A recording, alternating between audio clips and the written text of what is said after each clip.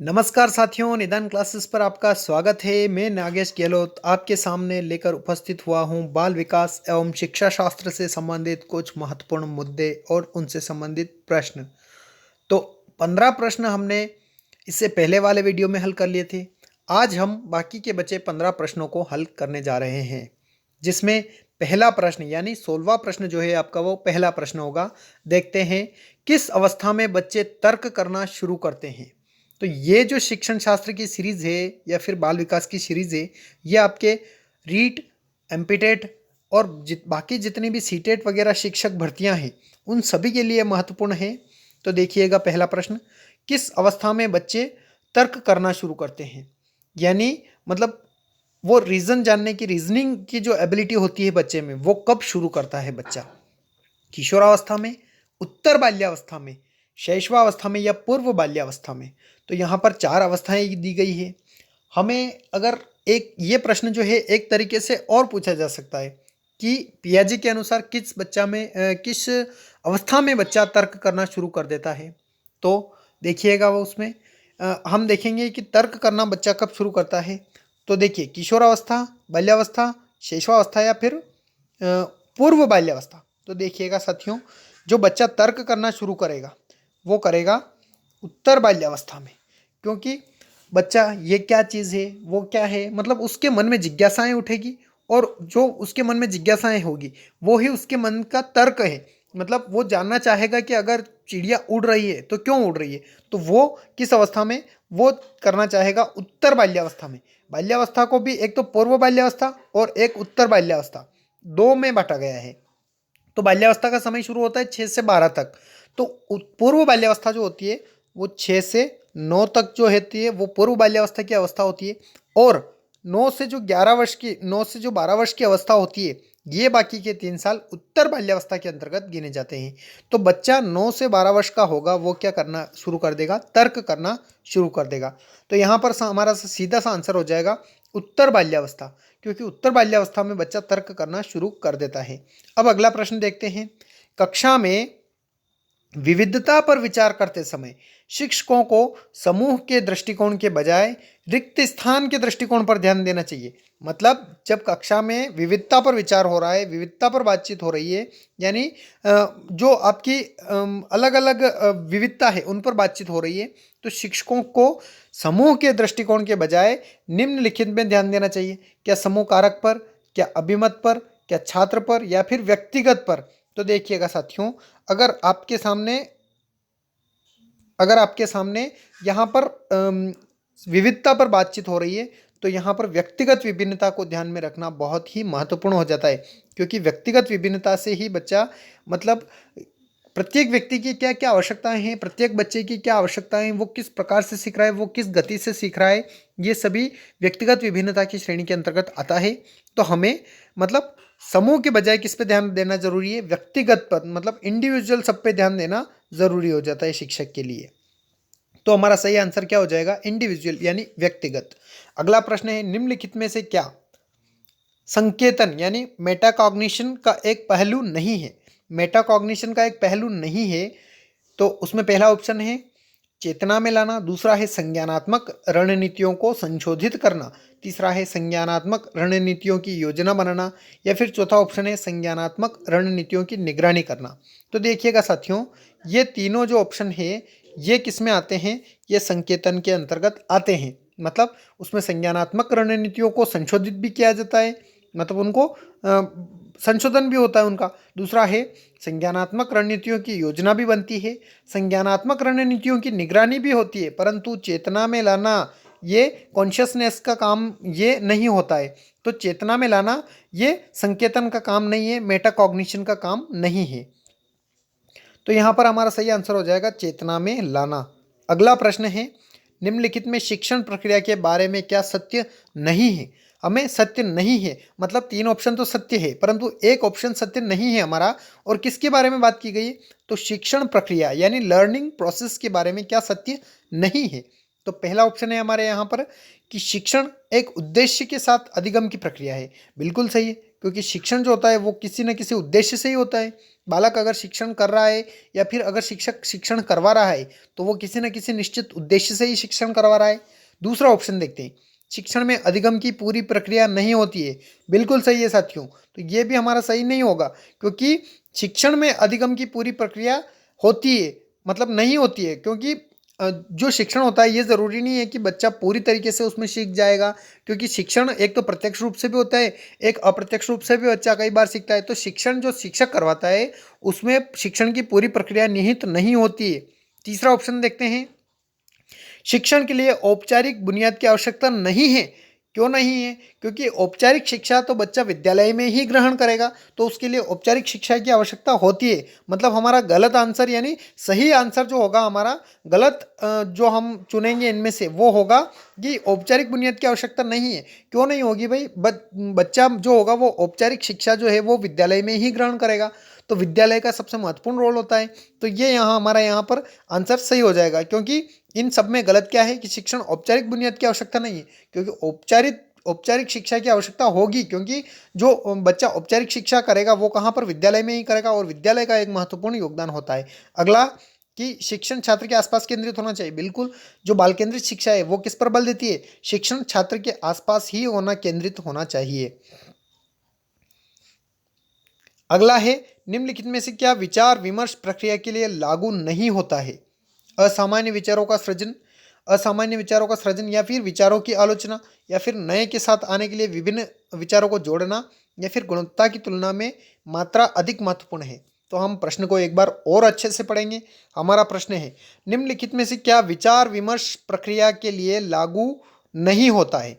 निम्नलिखित में से क्या विचार विमर्श की प्रक्रिया के लिए, क्या विचार विमर्श की प्रक्रिया के लिए लागू नहीं होता है? तो हमारा पहला ऑप्शन इसमें है कि असामान्य विचारों का सृजन। बिल्कुल, विचार विमर्श में असामान्य विचारों का सृजन होना चाहिए, क्योंकि असामान्य विचारों का सृजन होगा तो वो सृजनात्मकता कहलाएगी, वो एक नयापन लाएगा। विचारों की आलोचना, जिसको हम देखते हैं, और नए के साथ आने के लिए विभिन्न विचारों को जोड़ना, तो हमें या तो आत्मसात करना पड़ता है दूसरों के विचारों को, या फिर हमें स्वयं के विचारों में दूसरों के विचारों से सहमत होकर उनमें संतुलन बिठाना पड़ता है। दो चीज़ें होती है, तो ये भी सही है। अगला है, गुणवत्ता की तुलना में मात्रा अधिक महत्वपूर्ण है। तो हमारा जो सही से आंसर हो जाएगा, मतलब हमारे लिए जो लागू नहीं होता है वो होगा विचारों की आलोचना, क्योंकि हमारा सही ऑप्शन क्या है? विचारों की आलोचना।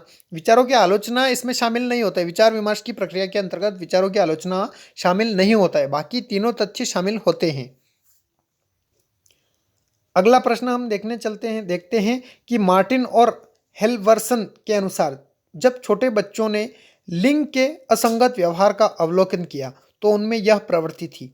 अब यहाँ पर किसके? मार्टिन और हेलवर्सन के अनुसार जब उन्होंने लिंग के असंगत व्यवहार का अवलोकन किया, किनने? मार्टिन और हेलवर्सन ने। तो उनमें क्या प्रवृत्ति पाई? उन्होंने क्या देखा है? स्मृति की विकृति, एक सटीक स्मृति, व्यवहार की अस्वीकृति, या व्यवहार की नकल। तो इसमें हमारा सही आ जाएगा, सही आंसर हो जाएगा स्मृति की विकृति, यानी उनकी स्मृति की विकृति हो जाती है। ये किसने देखा? ये किसके अनुसार है? मार्टिन और हेलवर्सन के अनुसार। उन्होंने जब बच्चों का अध्ययन किया तो उसमें असंगत व्यवहार का अवलोकन किया, उसमें उन्होंने पाया कि स्मृति की विकृति जो है वो उनमें पाई गई है। अगला प्रश्न है, एनोरेक्सिया नर्वोसा से ग्रसित बच्चों को विशिष्ट रूप से क्या समस्या होती है? एनोरेक्सिया नर्वोसा से, मतलब एनोरेक्सिया नर्वोसा एक प्रकार की बीमारी है जिसकी चर्चा हम करेंगे। पहले हम ऑप्शन देख लेते हैं। आवेग नियंत्रण के साथ समस्याएं होती है उनको, शरीर प्रतिमा के साथ समस्याएं होती है, कम शारीरिक व्यायाम होता है, या फिर अत्यधिक भोजन करना। तो जो एनोरेक्सिया नर्वोसा से पीड़ित बच्चे होते हैं उनको शरीर प्रतिमा के साथ समस्याएं झेलनी पड़ती है। अब एनोरेक्सिया नर्वोसा होता क्या है? एनोरेक्सिया नर्वोसा एक ऐसी बीमारी है जिसमें मतलब व्यक्ति अपने वजन के बारे में भ्रम पाल लेता है। एक बीमारी क्या बोल सकते हैं हम उसको? मनोवैज्ञानिक विकार कह सकते हैं हम उसको, क्योंकि व्यक्ति अपने शरीर के बारे में भ्रम पाल लेता है और उसका वजन दिनों दिन कम होता जाता है, और वो भ्रम पाल लेता है अपने शरीर के वजन के बारे में। तो ये होता है एनोरेक्सिया नर्वोसा, उससे संबंधित वो नर्वस रहता है। तो शरीर से संबंधित बीमारी है एनोरेक्सिया नर्वोसा, जो एक मनोवैज्ञानिक बीमारी है, मतलब हमारे मन मस्तिष्क से संबंधित बीमारी है, जिसको हम एनोरेक्सिया नर्वोसा के नाम से जानते हैं। और ये हमारे शरीर से संबंधित समस्याएं इसमें दृष्टिगत होती है। अगला प्रश्न हम देखते हैं कि टैगोर द्वारा एक कहानी को याद रखने में बच्चे की मदद करने में अधिक संभावना क्या है? टैगोर की एक कहानी मतलब याद करवा रहे हैं, तो उसमें बच्चों को याद रखने के लिए मदद हम किस प्रकार कर सकते हैं, किसकी संभावना अधिक है?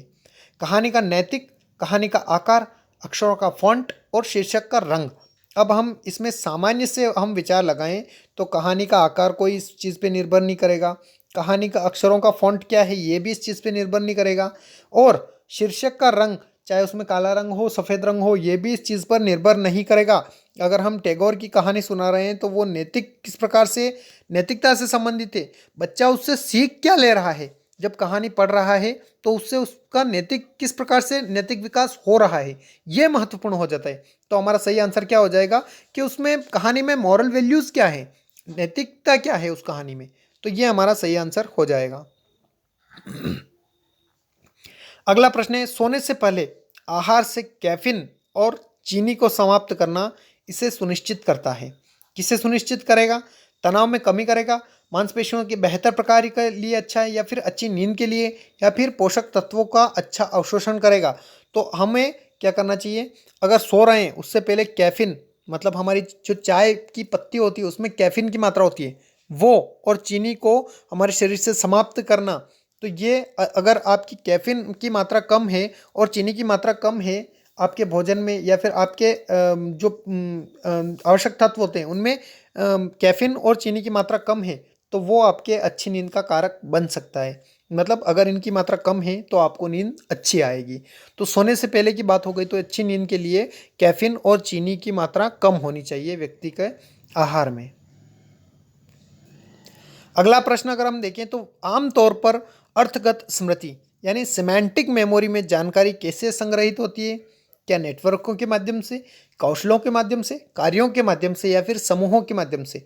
तो हम यहाँ पर सीधा सा आंसर लगा देंगे हमारा नेटवर्कों के माध्यम से, क्योंकि जो सिमेंटिक मेमोरी होती है उसमें, या फिर कोई सी भी मेमोरी होती है उसमें नेटवर्कों के माध्यम से ही जानकारी संग्रहित होती है।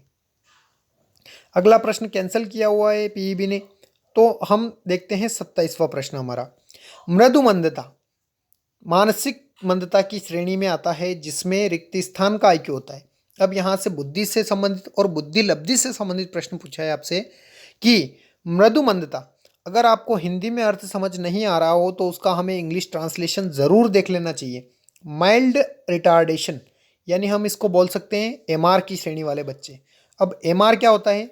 Mentally retardation. हम एमआर को क्या बोल सकते हैं? मेंटली रिटार्डेशन, यानी बिल्कुल ही दिमाग से जो पैदल बच्चे होते हैं यानी मूर्ख की श्रेणी में आते हैं, वो उनके लिए किस श्रेणी में आएंगे, मतलब आईक्यू की किस श्रेणी के अंतर्गत आते हैं? तो क्या 70 से 89 आते हैं, या फिर 20 से 29 आते हैं, यानी 50 से 69 आते हैं, या फिर 30 से 49 की श्रेणी में आते हैं? तो देखिएगा साथियों, हम अगर जो टर्मन महोदय है उन्होंने आईक्यू का जो पद वो दिया है, तो बुद्धि लब्धि का जो वर्गीकरण किया है वो टर्मन ने किया है। तो इस प्रकार से हम जान सकते हैं कि जो 90 से, यानी 89 से और 90 से अगर 109 की श्रेणी का अगर बुद्धि लब्धि का बच्चा है तो वो सामान्य श्रेणी में आता है। मतलब 50% लोग जो होते हैं विश्व के, वो सामान्य श्रेणी के अंतर्गत आते हैं। 90 से 109 की श्रेणी तक जो होते हैं बच्चे, वो सामान्य श्रेणी के अंतर्गत आते हैं। उससे कम अगर हम बात करें तो उससे कम जो होता है 80 से 89, अगर हम बात करें 80 से 89, तो ये मतलब ये जो बच्चे आते हैं ये मंद, मतलब मंगोलिज्म टाइप के बच्चे जो होते हैं, वो मंद बुद्धि के बच्चे जो होते हैं वो 80 से 89 के बुद्धि लब्धि के अंतर्गत आते हैं। अगर हम उससे नीचे भी बात करें तो एक और श्रेणी होती है इनकी, जो होती है 70 से 79 तक की। 70 से 79 तक की एक और श्रेणी होती है, जो ना तो मतलब क्या होते हैं सामान्य बुद्धि वाले होते हैं, और ना ही मंगोलिज्म टाइप के, उनसे भी कम बुद्धि लब्धि, जिनको हम फीबल माइंडेड बोल सकते हैं, उनको निर्बल बुद्धि वाले बोल सकते हैं। और उनसे जो नीचे की श्रेणी होती है वो होती है 70 से कम की श्रेणी, यानी 70 से 50 से 69 की तक की जो श्रेणी होती है वो श्रेणी होती है मेंटली रिटार्डेशन की। मतलब जो बच्चे बिल्कुल ही बुद्धिहीन होते हैं उनके लिए हम मेंटली रिटार्डेशन यूज़ करते हैं, टर्म यूज़ करते हैं, जिसकी बुद्धि लब्धि होती है 50 से 69 तक। अगर हमने अभी पढ़ा कि 90 से 109 तक जो होती है वो सामान्य होती है, फिर 80 से 89 तक होती है वो मंद बुद्धि होती है, फिर उसको हम मंगोलिज्म बोल सकते हैं। अगला है 70 से 79 तक, जो क्षीण बुद्धि यानी निर्बल बुद्धि के फीबल माइंडेड बच्चे होते हैं। अगला जो है वो 50 से 69 जो होते हैं वो मूर्ख की श्रेणी में आते हैं और उनको ही हम एमआर के नाम से पुकारते हैं। एमआर यानी मेंटली रिटार्डेशन जो बच्चे होते हैं वो इसके अंतर्गत आते हैं। और उससे भी कम होते हैं मूढ़ बुद्धि, महामूर्ख होते हैं एक, और जड़ बुद्धि जिनको हम इडियट बोलते हैं, वो 0 से 25 की जो बुद्धि लब्धि उनकी आईक्यू होती है वो होता है। तो इस प्रकार से हम कह सकते हैं कि 50 से 69 तक की जो श्रेणी है वो मेंटली रिटार्डेशन की श्रेणी के अंतर्गत आते हैं। अगला प्रश्न है, बच्चों की समस्याओं को सुलझाने के कौशल में सुधार करने के लिए निम्नलिखित में से क्या किया जा सकता है? बच्चों की समस्याओं को सुलझाने के लिए जो हमें सुधार के कौशल है उनमें क्या किया जा सकता है? उनमें पहला ऑप्शन तो है उपरोक्त सभी, पहला ही दे दिया इसने। दूसरा है केवल विचारों के बारे में बात करने या लिखने के लिए बच्चों को आमंत्रित करना, तो ये हमारा हो सकता है। दूसरा है बच्चों से केवल कहानियों के लिए चित्र बनाने के लिए कहें, तो ये भी हो सकता है। तीसरा है केवल ब्लॉक और मॉडल का उपयोग करें। तो ये तीनों ही कारक अगर हम बच्चों में सुधारात्मक यानी उनकी समस्याओं को सुलझाने के लिए प्रयोग कर रहे हैं तो इसका आंसर हो जाएगा उपरोक्त सभी। अगला हम 29वां प्रश्न देखते हैं। समावेशी शिक्षा का अर्थ है यानी इंक्लूसिव एजुकेशन मीन्स क्या होता है? स्कूलों में सभी बच्चों के लिए शिक्षा, बुद्धिमान बच्चों की शिक्षा, गरीब बच्चों की शिक्षा या अल्पसंख्यक बच्चों की शिक्षा। तो उपयुक्त तीनों जो है ये बुद्धिमान बच्चे, गरीब बच्चे, अल्पसंख्यक बच्चे, कम बुद्धि वाले बच्चे, ये सभी गरीब, अमीर, कम बुद्धि वाले, अधिक बुद्धि वाले, ये सभी बच्चे अगर एक स्कूल में एक साथ शिक्षा ग्रहण कर रहे हैं तो ये किसके अंतर्गत आता है? ये आता है समावेशी शिक्षा के अंतर्गत। तो समावेशी शिक्षा में स्कूल में सभी बच्चों के लिए शिक्षा जो होती है वो समावेशी शिक्षा के अंतर्गत शामिल की जाती है। तो हमारा फर्स्ट ऑप्शन यहाँ पर सही हो जाएगा। तीसरा अगर हम देखें तो GAD का अर्थ क्या होता है? यानी GAD एक टर्म दिया गया है, तो यहाँ पर हमें बताना है कि GAD का अर्थ फुल फॉर्म क्या होता है। अब यहाँ पर आपसे ये बायोलॉजिकल प्रश्न पूछ लिया गया है कि GAD का अर्थ क्या होता है। GAD एक बायोलॉजिकल है जो हम बायोलॉजी में टर्म यूज़ करते हैं। तो हम पहला ऑप्शन देखते हैं, आनुवंशिक चिंता रोग यानी जेनेटिक एंजाइटी डिसीज बोल सकते हैं हम उसको। दूसरा है आनुवंशिक चिंता विकार यानी जेनेटिक एंजाइटी डिसऑर्डर। तीसरा है सामान्यीकृत चिंता विकार जिसको हम जनरलाइज्ड एंजाइटी डिसऑर्डर भी बोल सकते हैं। और चौथा यहाँ पर दिया गया है सामान्यीकृत चिंता रोग यानी जनरलाइज्ड एंजाइटी डिसीज। तो देखिएगा साथियों, GAD का फुल फॉर्म जो होगा वो होगा सामान्यीकृत चिंता विकार यानी जनरलाइज्ड एंजाइटी डिसऑर्डर। इसमें क्या होता है कि व्यक्ति जो होता है, व्यक्ति असामान्य तरीके से मतलब सोचना शुरू कर देता है। मतलब क्या करता है वो कि चिंता में ग्रसित हो जाता है। उसको अच्छी बात भी बताएंगे तो वो भी चिंता में ही उस चीज़ को लेगा। यानी अगर उसको अच्छी बात हो जाएगी तो उसको मतलब चिंता ही चिंता लगी रहती है। तो इसको हम बोल सकते हैं जनरलाइज्ड एंजाइटी डिसऑर्डर। आपने भी अपने आसपास में ऐसे व्यक्ति देखे होंगे जो चिंता ही चिंता से ग्रसित होते हैं और बार बार उसी चीज़ को सोचा करते हैं, यानी चिंता के बारे में ही सोचते हैं, उनको अच्छी चीज़ कुछ दिखती ही नहीं है। तो इसको हम बोलते हैं GAD यानी जनरलाइज्ड एंजाइटी डिसऑर्डर।